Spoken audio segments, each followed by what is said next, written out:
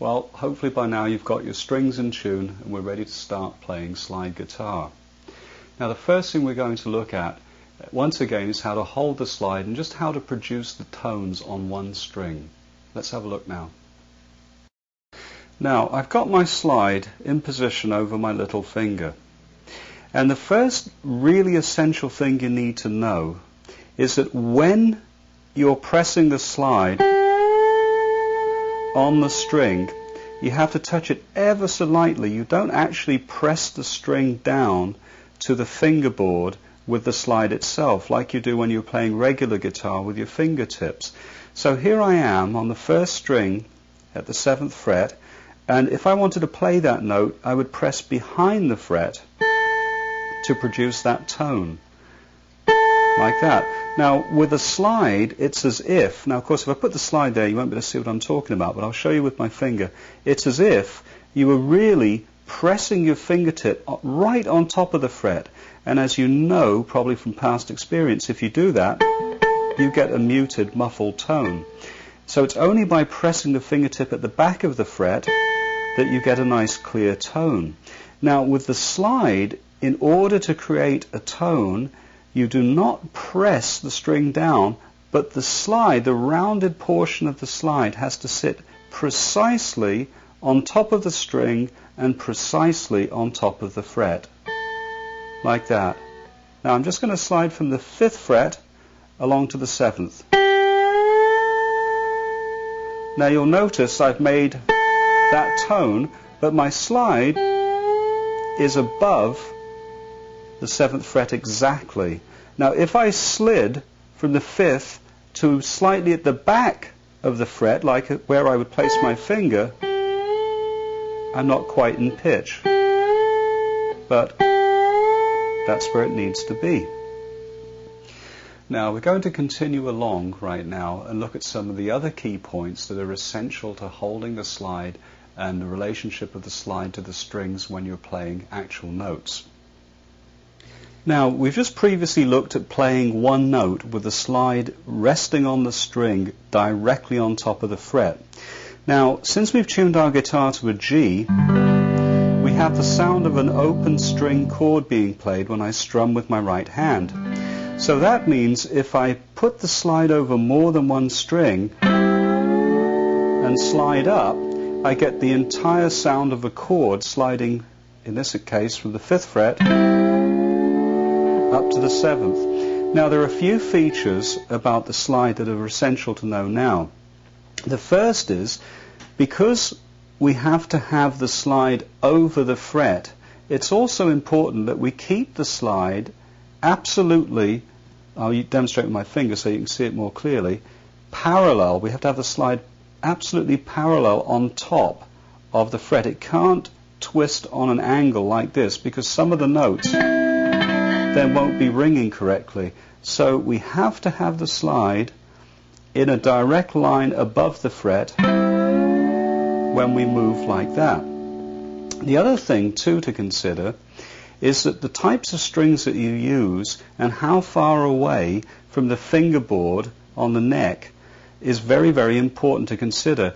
Because if you have very, very light gauge strings like 8s or 9s, which are great for doing bends when you're playing blues guitar without a slide, if you're playing with those strings with a slide, you'll find that the slide will press down, the weight of the slide will actually press the strings down, and you'll get those ugly, fretty, buzzing sounds like that, which you don't want. You want to have the slide sit very comfortably on top of thicker strings like 10s or 11s, so that when you play, they go nicely like that. Again.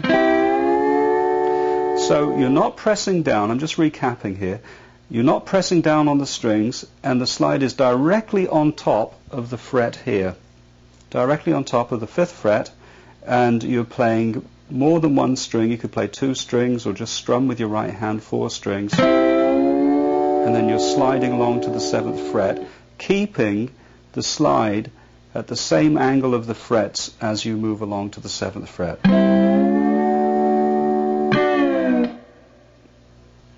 Now the next important thing while dealing with the slide on the left hand is how to dampen certain strings. There's a big reason why you have to do this, and I'm going to show you now. Now, because you're placing the slide on top of the strings, here again I'm on the 7th fret, if I just rest them there, I'll strum these strings this side of the 7th fret. And you can hear it makes that nice sounding chord. Once again. Now, these fingers are up in the air. Now, if I go at the back and I strum here,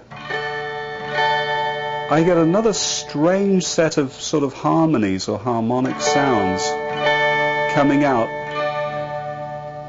along with these at the same time. You can hear them in there. Now, what most slide guitarists do is they'll place their index finger at the back of the slide, back meaning this way, and they will mute those strings out there, and some of those unwanted extraneous sounds are therefore removed. So all you have now is that sound rather than that sound. It's quite subtle, but it does actually make quite a difference. So usually when you're moving around with the slide, you'll put your index finger, it actually looks like I'm putting all 3 fingers at the back of the slide and dampening the strings, but I'm actually only using my index finger because it can be a little uncomfortable to squash all 3 down onto the strings. And you can hear you get a nice clean sound as you slide up.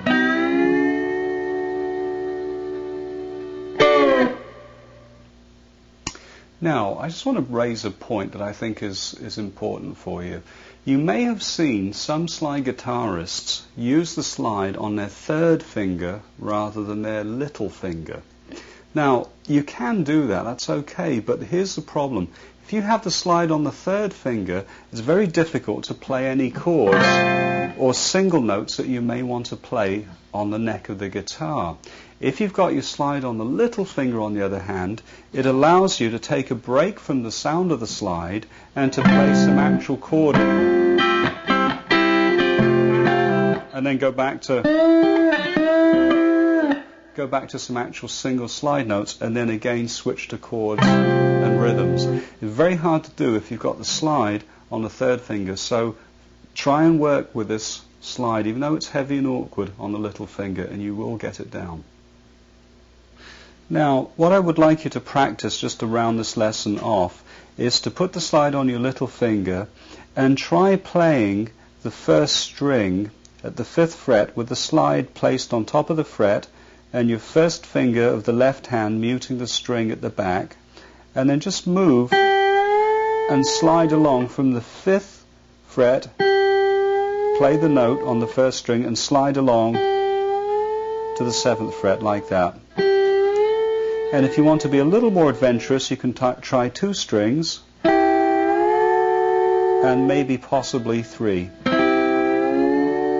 like that. And it doesn't matter if you use your thumb and fingers of your right hand, or just your thumb, or a pick for now.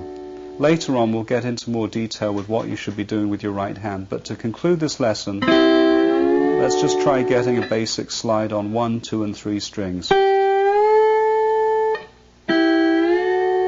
and then finally 3.